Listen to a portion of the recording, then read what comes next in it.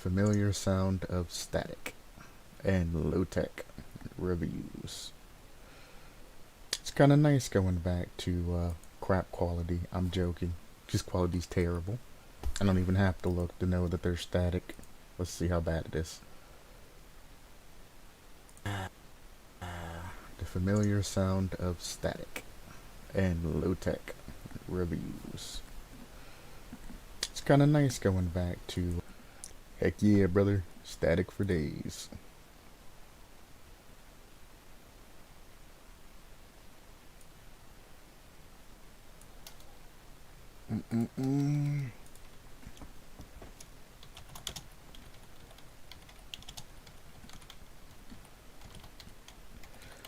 Alright.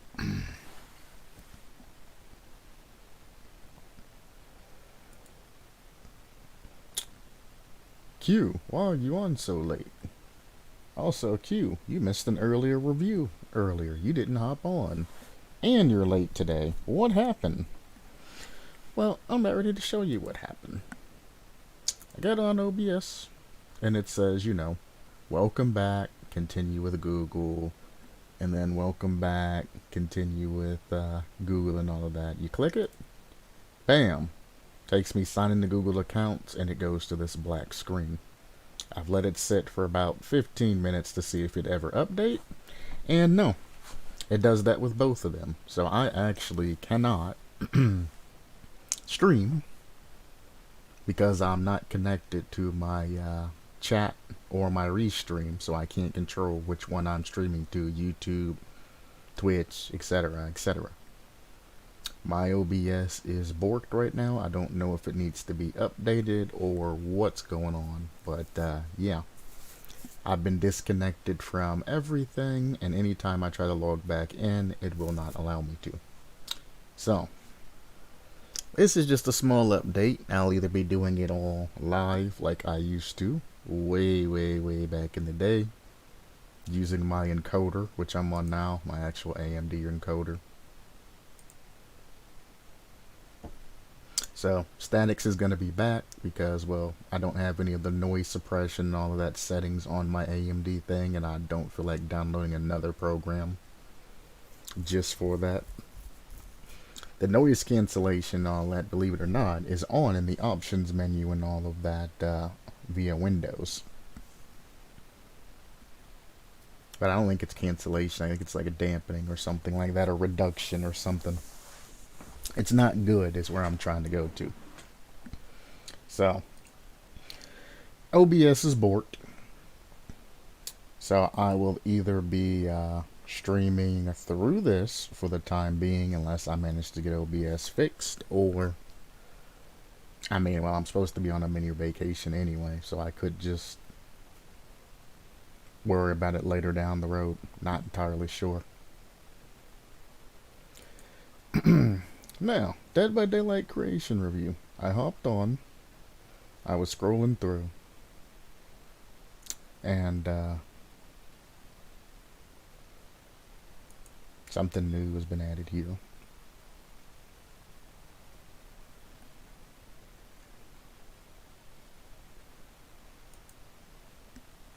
Interesting. Boys in the Fog. Oh, the YouTube video. Okay, I remember that. This is the art.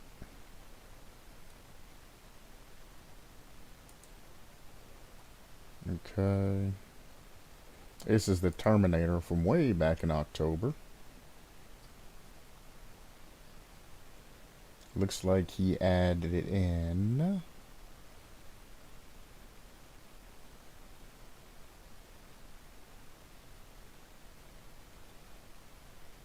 The Survivor?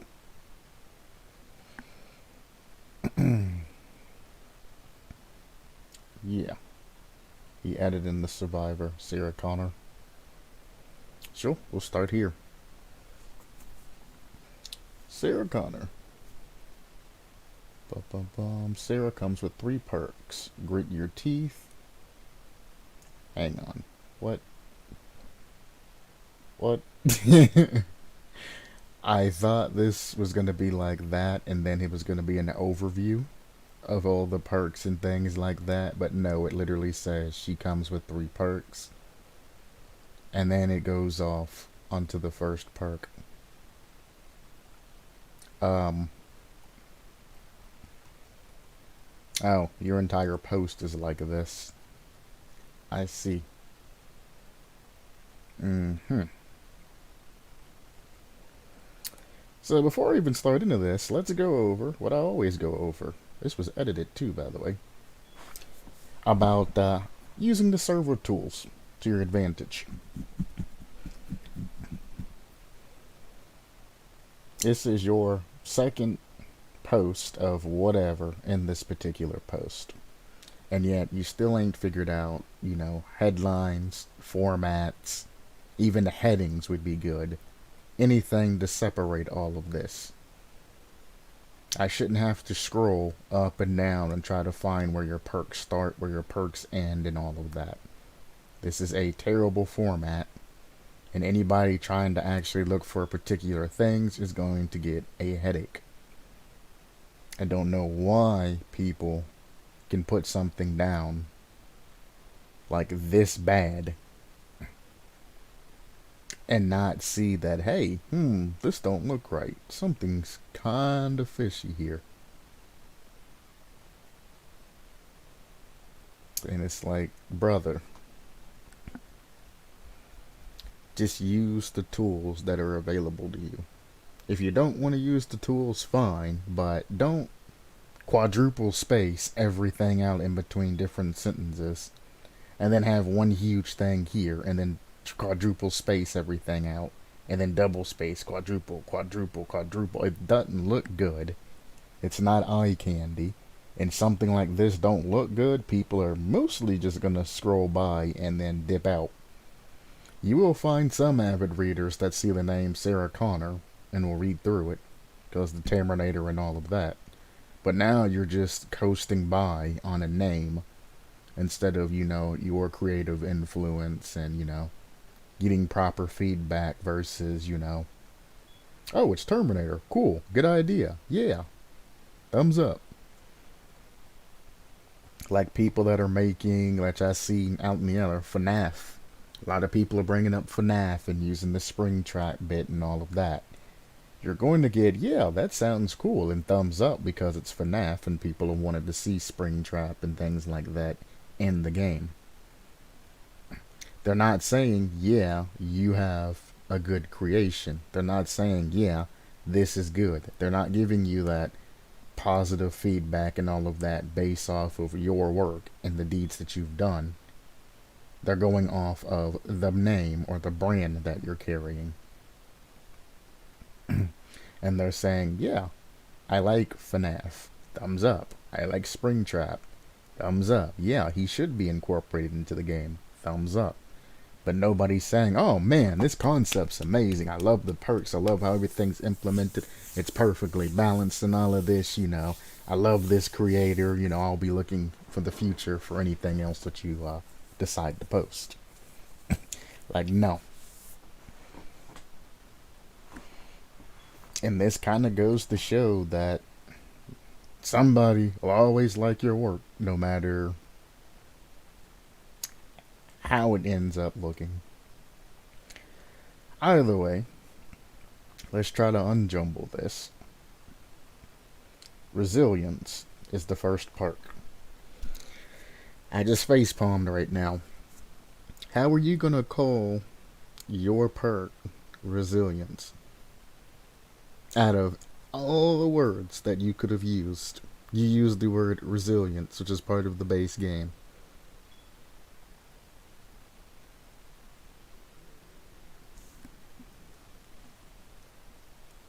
Stupid is as stupid does, Lieutenant Dan. Whenever you are unhooked or unhook yourself, resilience activates. If an attack were to put you in the dying state, resilience prevents this. Inflicting the deep wound status effect and grants the haste status effect for 4, 6, 8 seconds. Once this status wears off, you are given the exhausted status effect for 10 seconds. Resilience has a cooldown of 70 seconds. What the hell?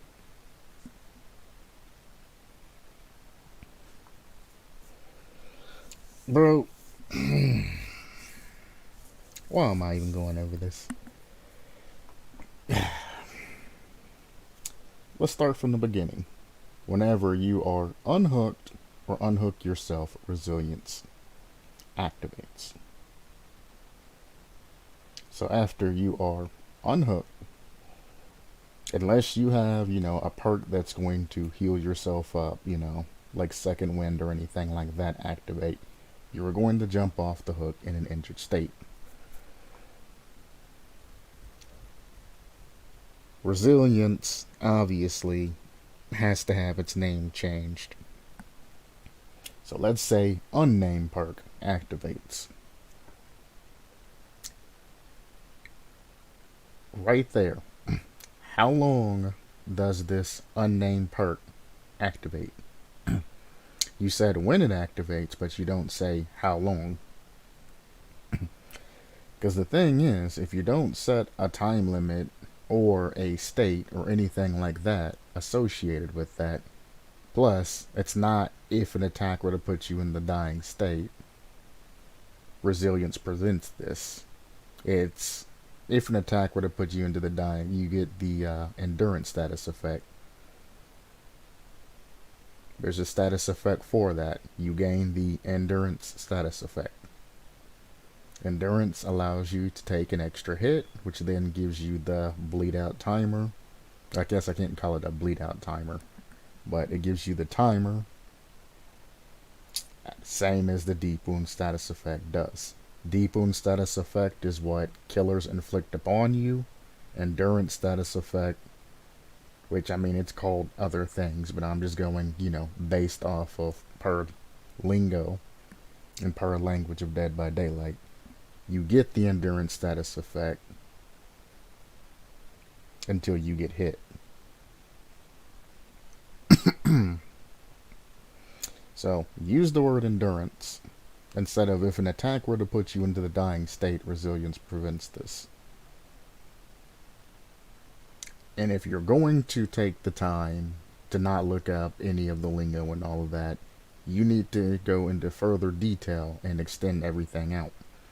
Because as this perk sits, by literal definition, until you take an attack that'll put you into the dying state, resilience does not proc. So if I have a healing perk, or if somebody heals me as soon as I get off of the hook, I'm going to have resilience activated, and I'm going to have full health. Which means I can take 3 hits before going down. Doesn't say that it doesn't stack or anything like that. There shouldn't be any type of instances where it is stack, but you never know. Somebody might end up game breaking it or something like that, and might manage to,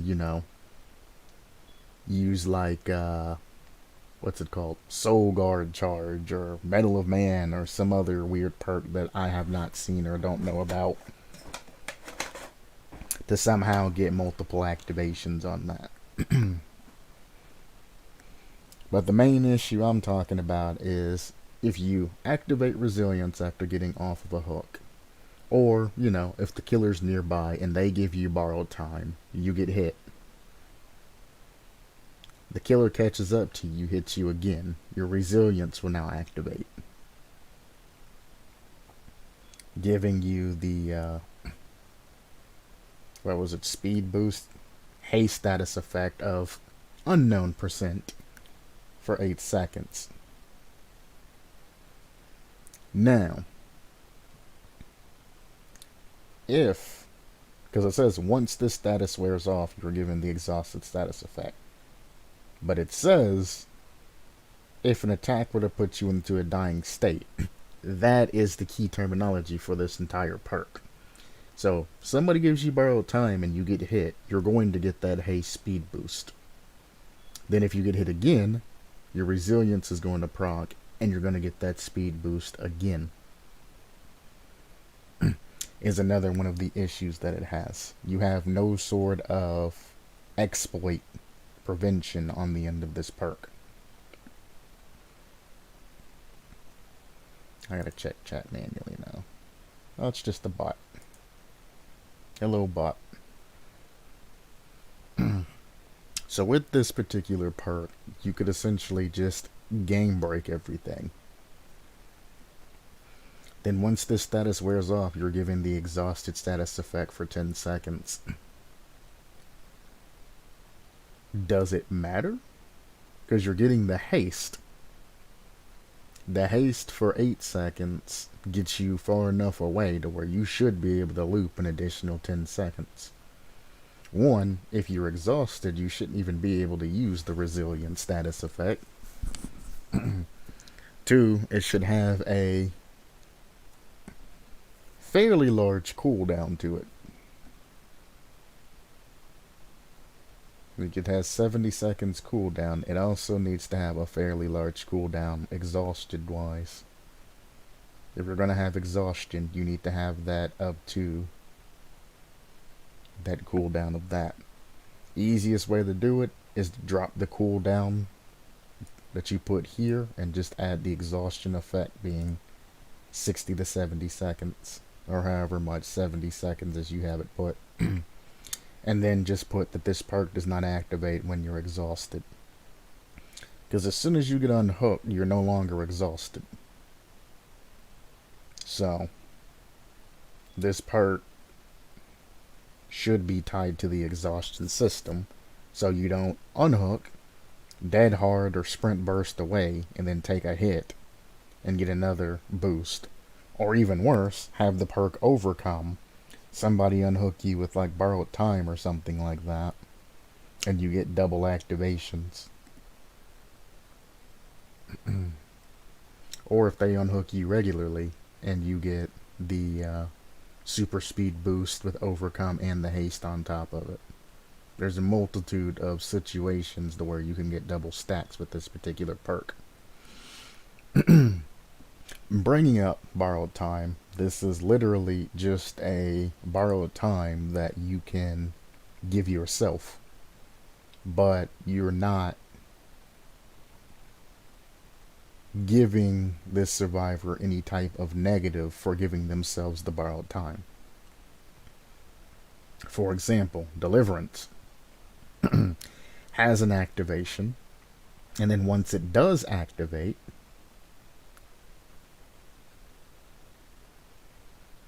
you then have a negative for activating Deliverance. This, for example, if you're going to give yourself an extra hit off of the hook, then you should definitely have to enter in the broken status effect for quite some time. Because this is what this is Deliverance with a extra hit, or a self-borrowed time with extra haste. Well, I guess it's Deliverance with haste too. And that's all you're doing, is just combining multiple perks together. You should not be able to get off of the hook, which, I mean, to be fair, it doesn't allow you to get yourself off of the hook, but it still does the same thing. Because, I mean, you can run Deliverance with it, which is why I brought that up, is you can unhook yourself with Deliverance and immediately run for an exit gate or run for something else and then use your resilience to continue on. You could literally have a jump off hook speed build to where you can get cross map. So you would be the guy at the end of the match that purposely goes down and forces the killer to walk you to a hook.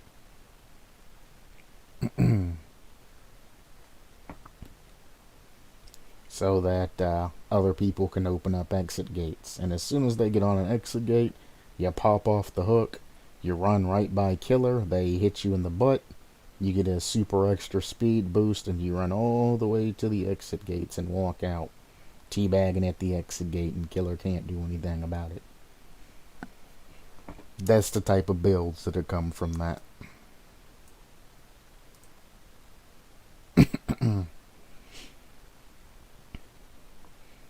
But if you're going to give yourself extra stuff, you need to give yourself a negative to balance that out of unnamed perk. But as it sits now, actually, as it sits all together, I would say delete this perk and work on another perk. Because no matter how you're going to try to balance this and make this alright, it's still a combination of multiple perks.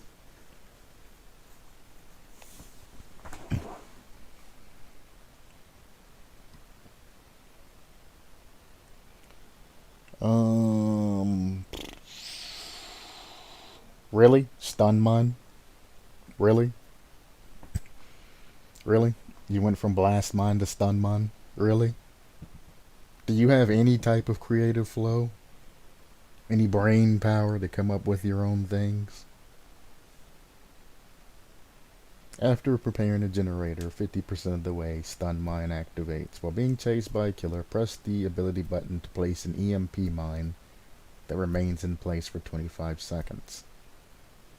When the killer gets within 5 meters of an EMP mine, it explodes, blinding the killer. An electromagnetic pulse mine.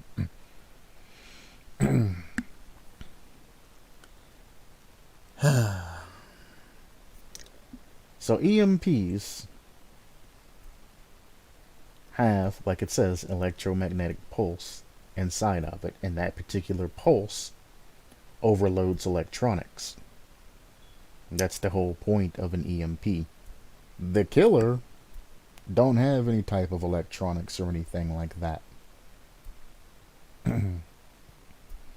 So you literally just named it EMP mine, but you made it exactly like blast mine, but instead of putting it on a generator, you just have a flashbang that stays in place.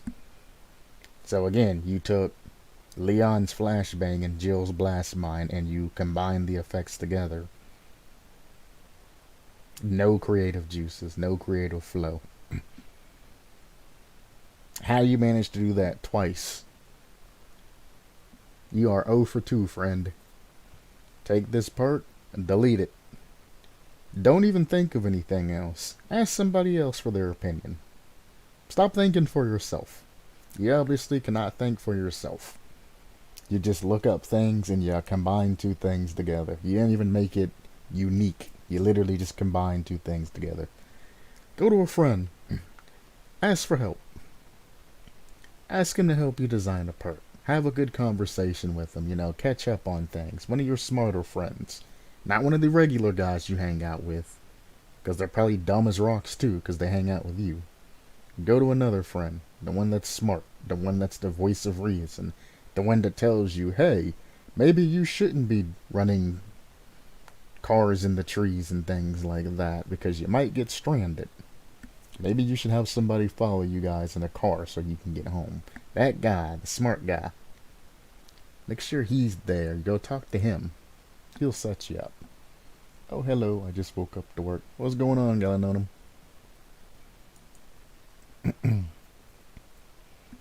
Yeah, I guess it is. Right around that time, huh? It's almost 1 o'clock in the morning for me, so yeah.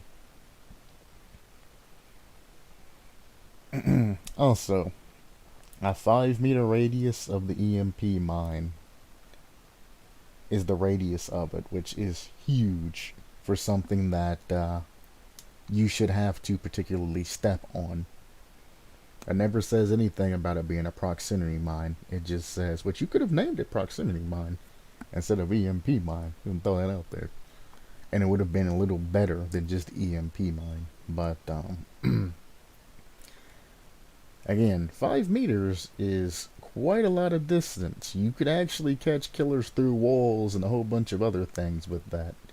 So you definitely want to, again, when you're talking to that friend that can give you a better idea, make sure he makes you explain things out, that the explosion can't go through walls, activation times, etc., etc., to throw that down. 0 for 2. Can we go 0 for 3? Prepared. While using an item, prepared increases its efficiency by 60% and great skill checks restore 20% of charges used. So you've doubled streetwise efficiently, roundabouts doubled streetwise. And then you're just getting rid of built the last and anything like that and add-ons and things like that.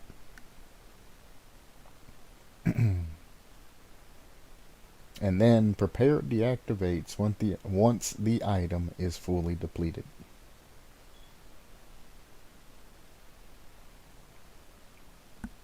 So if I never deplete an item, this perk never deactivates.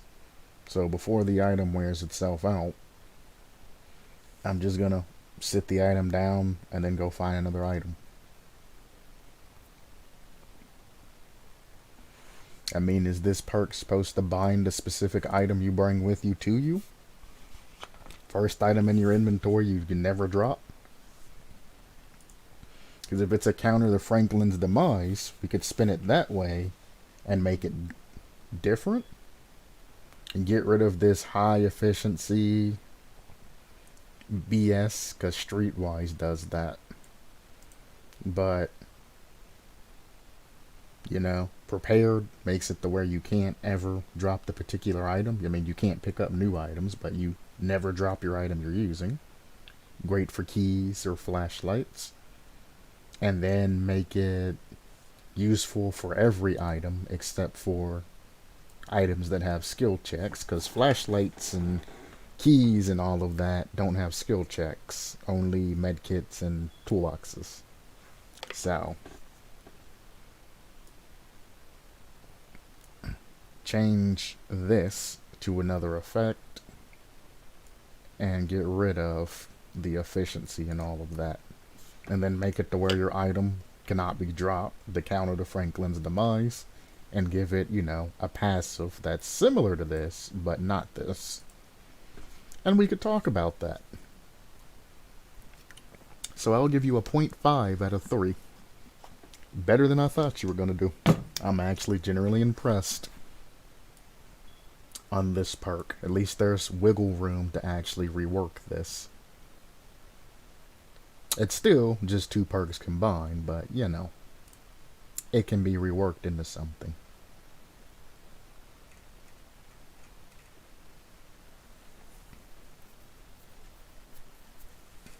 And that was just a revisit. We already went over the Terminator way back when, and I don't feel like going over it again with the way he has this stuff formatted. You drive me crazy.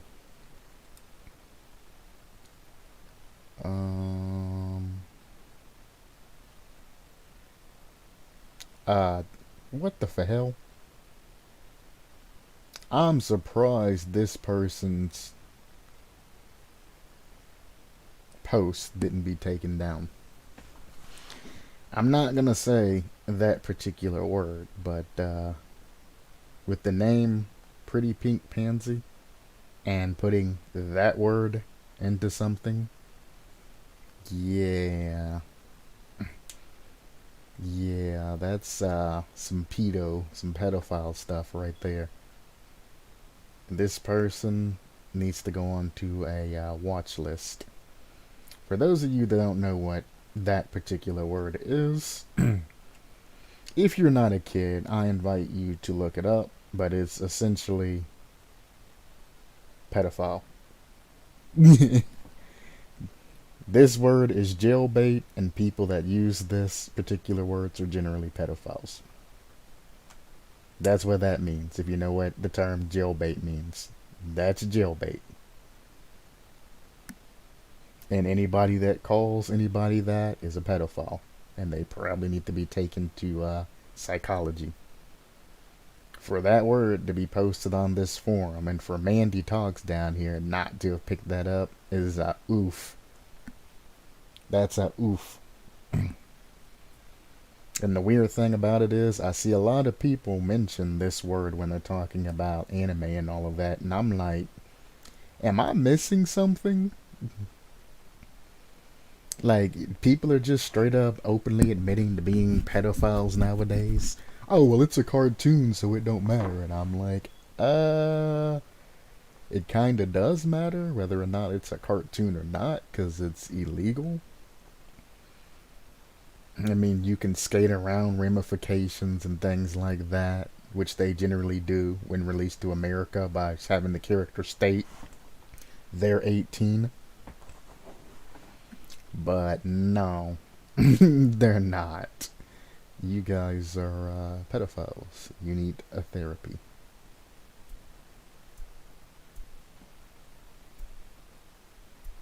That's, yeah, we ain't clicking on that. I'm not about to get banned for somebody openly admitting that they're a pedo. And I'm gonna leave that there.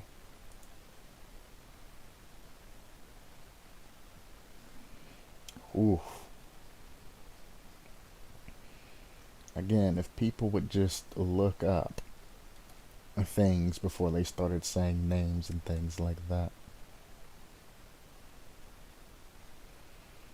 Alright, this seems flushed out. I actually might wait till tomorrow to do the Ancient Reckoning. Another spring trap killer.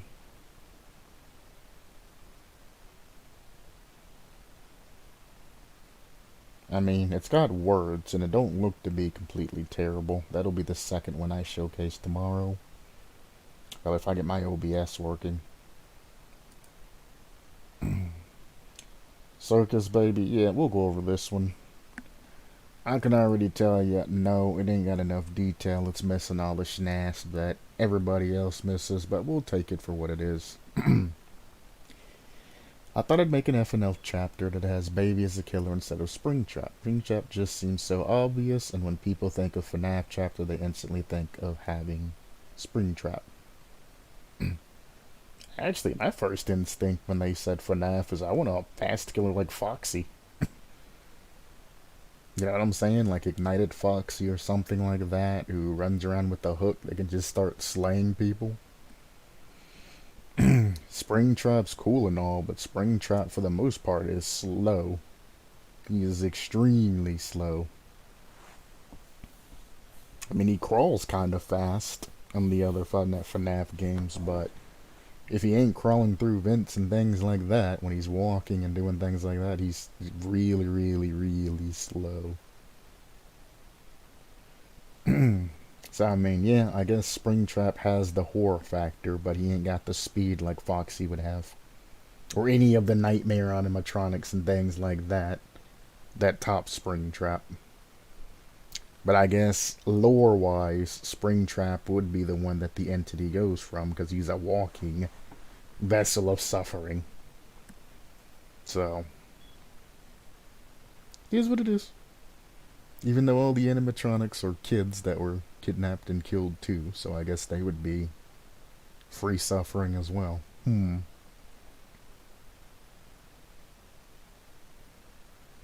They're like Molten Freddy or Mangle. Mangle would be a nice FNAF implementation.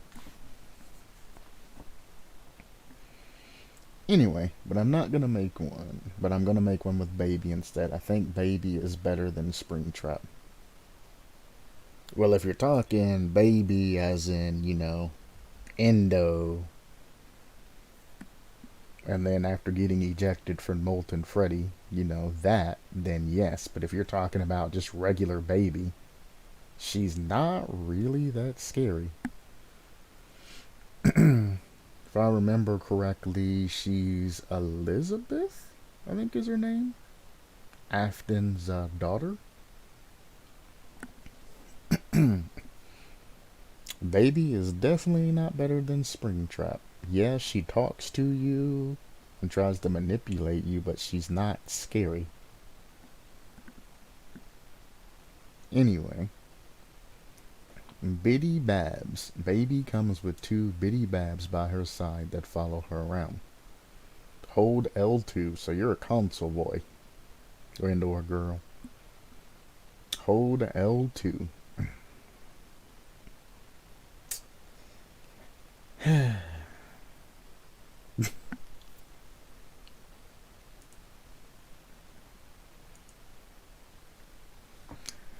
Alright, I'll start from the top. I need to make a checklist. Everything that I go over, I need to just pop up a checklist on the screen. And as we go through, just check off the checklist.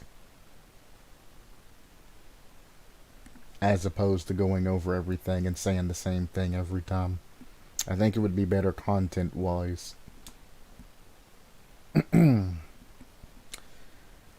Obviously, there's no overview or anything like that that even talks about what you're trying to accomplish with baby, how you intend baby to be played, etc., etc. I know what baby does, but I still have no idea what you're going to expect baby to do in Dead by Daylight. Because regular baby don't do much.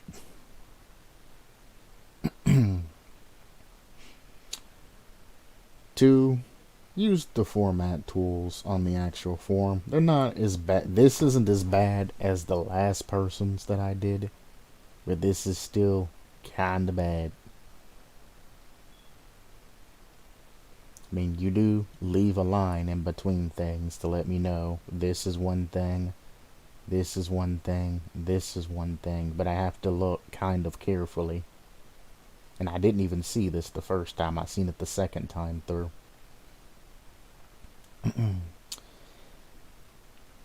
Bitty Babs. Hold whatever button for 2 seconds to get ready to release one Bitty Bab.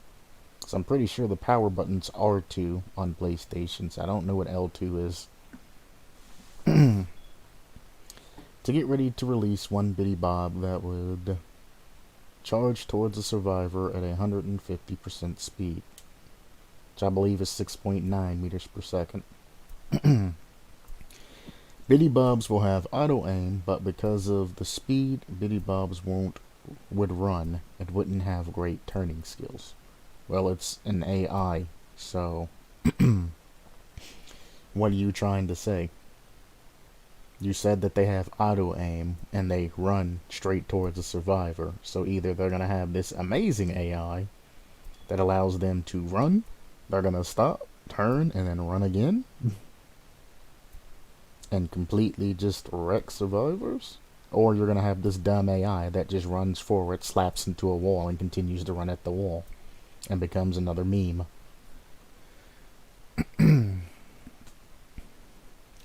When Bitty Bubs, let's just say, well, I can't say BB because that'd be Balloon Baby. When Bab hits a survivor, it will grab hold of the survivor, similar to Victor, and it will damage them a health state. Survivors can struggle to get Babs off, and when they do, the circus baby will have to pick up Babs from the floor to use it again. Hitting a survivor with the second Babs whilst the survivor already has one Babs on them will cause them to go into a dying state. Both Babs will come back to you if the survivor did not throw the first Babs off. So this is the twins with 2 Victors, except for their automatic. And if the first Babs manages to run and grab a survivor, or vice versa, you send both Babs at the same time, I mean, it's going to be an immediate down. Every time. So once they're grabbed, you have a 6.9 meter per second little small plushy looking baby thing running after you. So I mean, I don't necessarily agree with the 2 Babs on one survivor putting them into the dying state. I mean, it's only 2 seconds.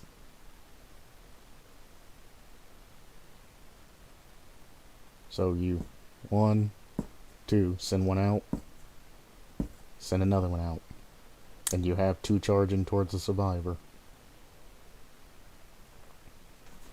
If one grabs them, the other one's 2 seconds behind the other one, and they're gonna grab them. So that's instantaneous downs if you get grabbed by any of them. Don't know about that. Then they just walk back to you after they get done with that survivor. Which again, it's either going to be amazing pathing AI that comes straight to you, or they're going to get stuck on a wall, and you're going to have to go and find them.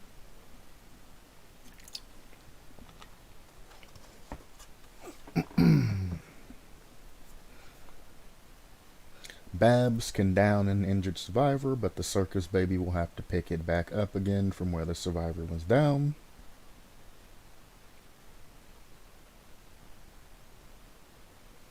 So if two down them, they walk back. If one downs them, you have to go and pick them up. Babs has a max range of 16 meters. That makes no sense.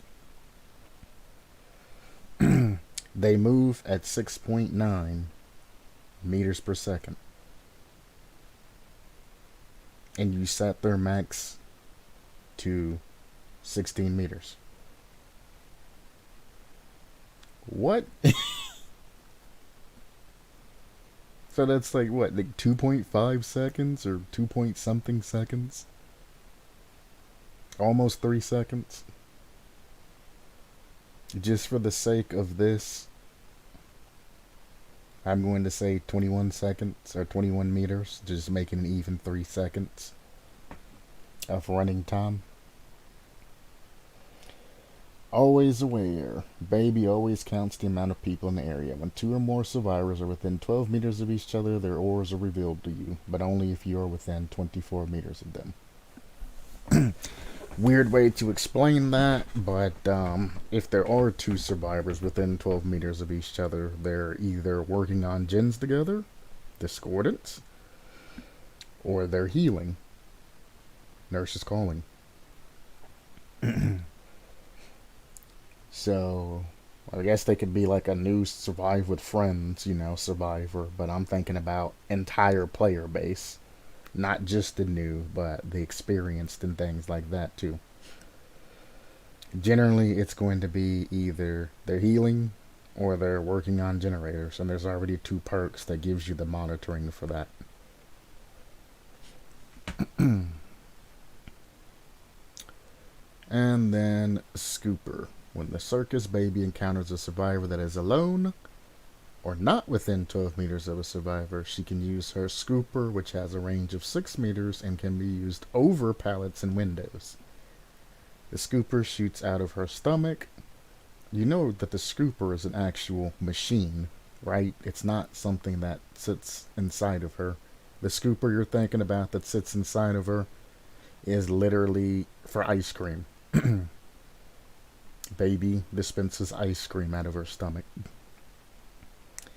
Anyway, the survivor will know if the circus baby can use her scooper, as her stomach will be slightly open. Interesting. The scooper will injure and down survivors. Downing a survivor with the scooper will knock them out for 15 seconds, meaning that they cannot crawl and cannot attempt to wiggle when on the killer's shoulder.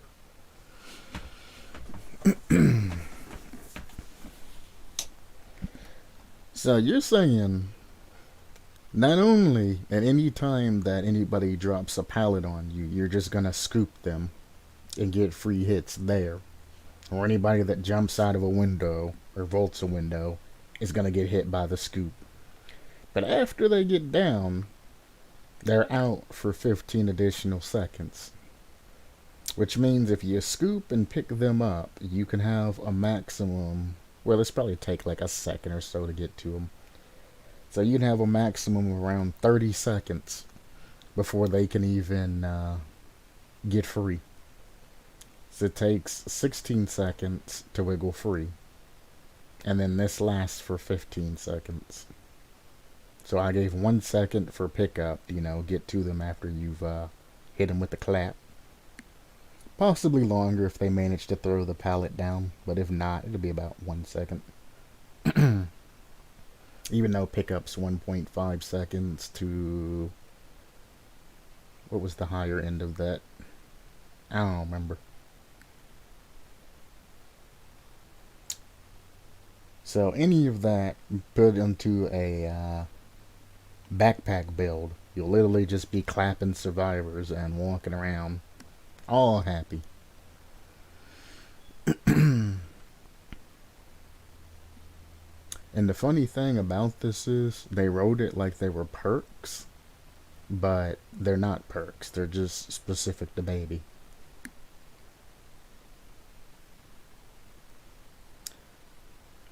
Every time I see a FNAF concept, it's always about Springtrap. No, they're not. If you actually just look down a little bit, maybe even a page back, there was a Rockstar Freddy. I think that was the name of the concept.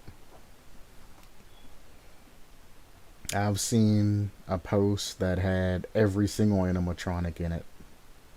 I've seen posts that have a lot of things. Yeah, there's a couple that are just straight up Springtrap, but most posts that I've seen are of all the animatronics, as opposed to just one. So, I mean, you have selective looking skills or selective searching skills, and you probably need to work on that.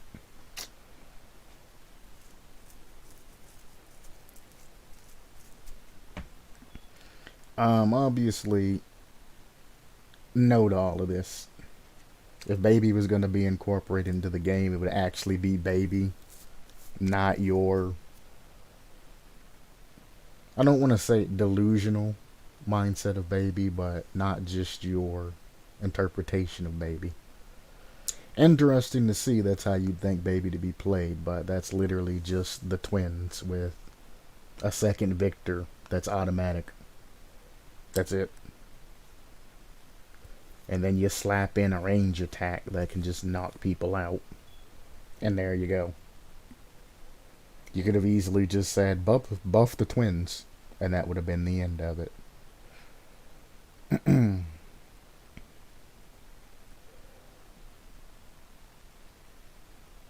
Where was it? So, yet another FNAF chapter concept. We go here. This has to deal with Springtrap, but also it introduces Glamrock Freddy, that's his name, Glamrock Freddy, into this particular Springtrap concept. So, like I said, she has selective reading as she's scrolling through. Her prejudice is already so high that just because it said yet another FNAF chapter concept, and she might have even clicked on it. She's seen on the top something about Springtrap, and then she immediately clicked off, because if not, she wouldn't have said the ignorant things that she said. If she would have just read ever so slightly down, you would have seen Glamrock Freddy or Freddy Fazbear all the way down to about Gregory and other things like that. And it's sad when you see somebody that has selective, well, a selective prejudice is what it is, but a prejudice over something. Then we go back, I think it's one page back, because people have been posting lots and lots and lots of things. There's a FNAF chapter here that has Freddy, Bonnie, Chica, and Foxy. Guess what? There's no Springtrap. There's even a golden Freddy here. There's no Springtrap here. So that's 2 posts already, recently, that you've been wrong on. But every time she sees one, it involves Springtrap. Okay, Mrs., Mr., whatever you are. Okay. You're a liar. You're a phony.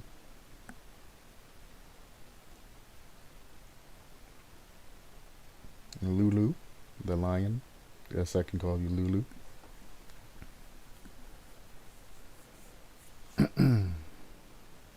Baroness, I already went over.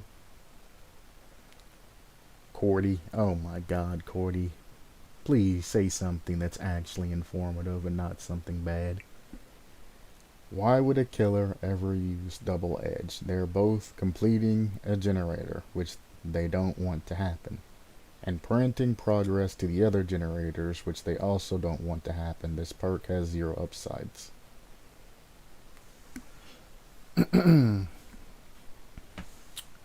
I'll give you the benefit of the doubt, Cordy. The first time I read it through, I was confused too. But then I broke it down in my mind. Well, in my mind, I broke it down on stream.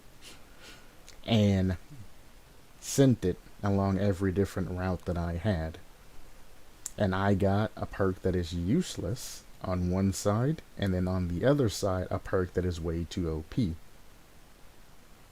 And then in the middle, a perk that really has like no value, little to no value, except in select circumstances, aka 3 gens. Well, around the 3 gen situation.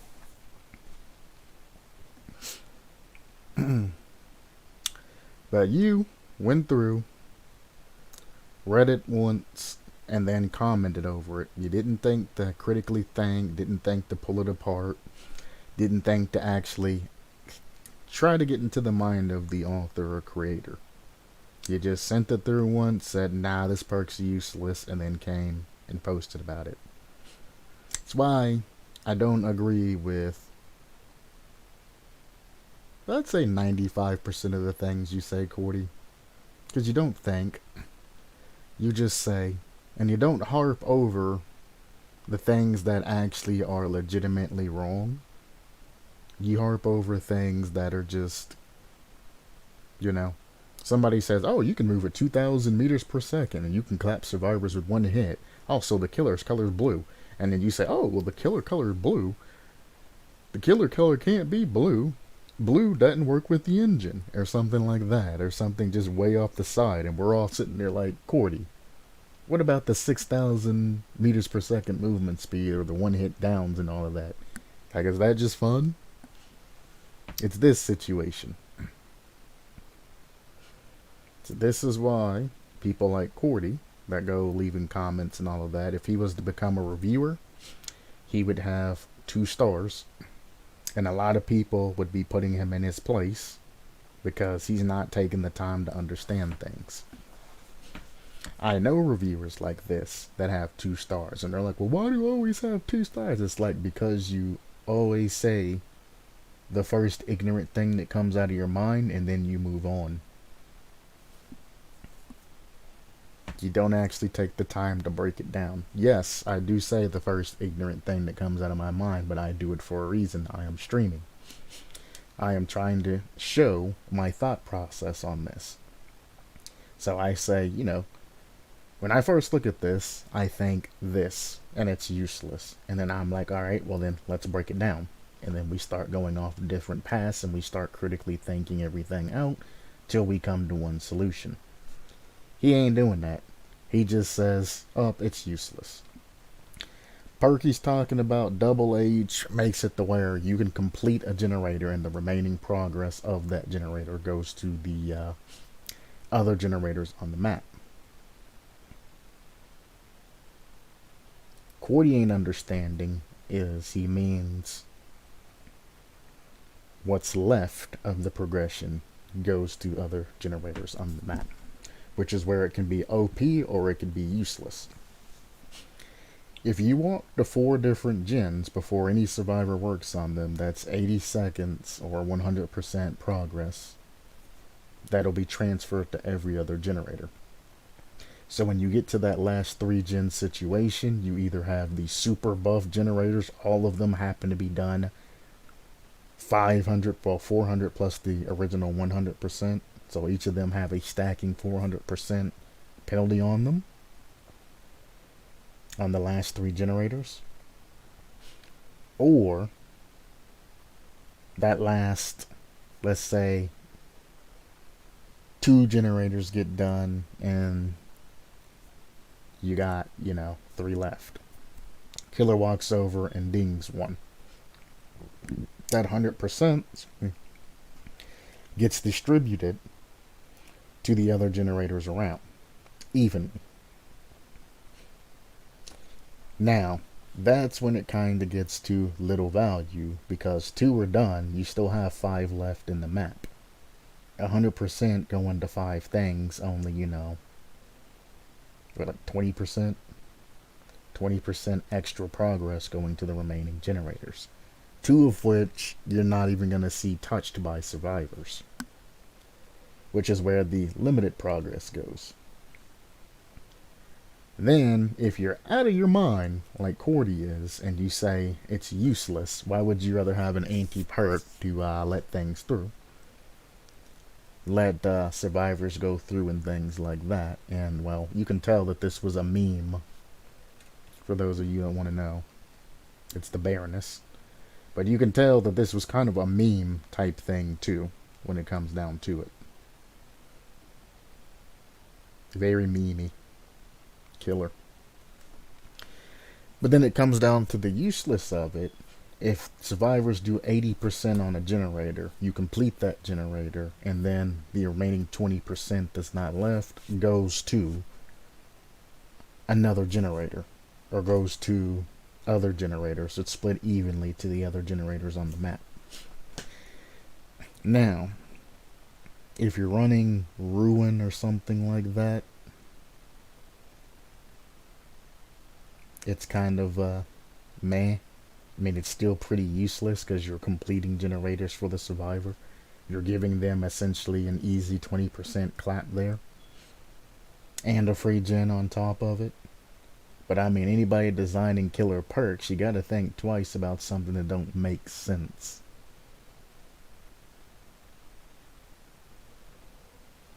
Now, sometimes I do get off on tangents, and it takes me a while to get back to the main issue, or I get off on a very far tangent and I never get time to get back to the issue that I'm talking about.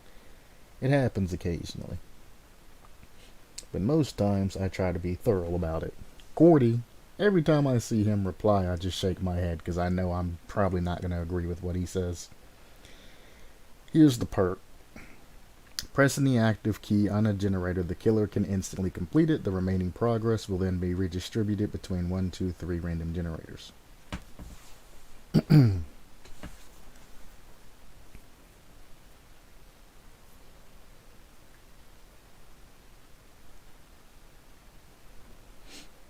So that's what I was talking about when I say can be distributed in between. Well, I guess it'd be 3. It wouldn't be 4 at the end when I gave the 7.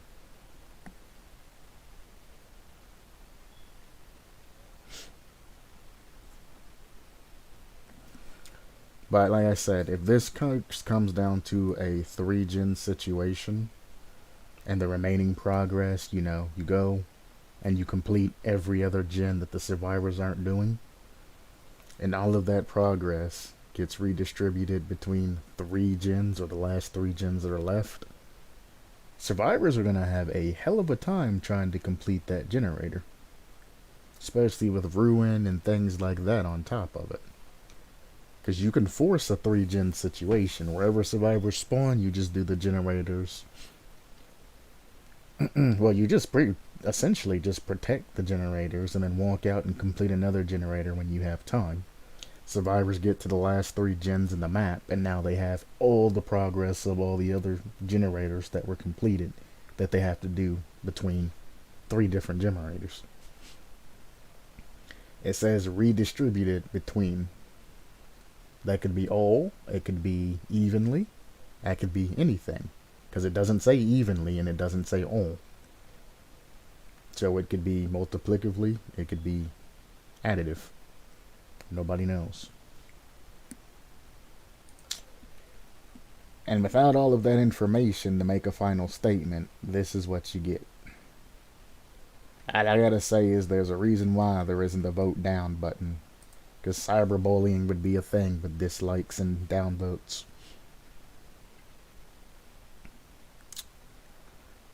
I'm not clicking on that. I'm not getting banned. Nor marked as a pedophile because, well, that person has made huge error. And I'd be shocked if they didn't get banned for posting something like that.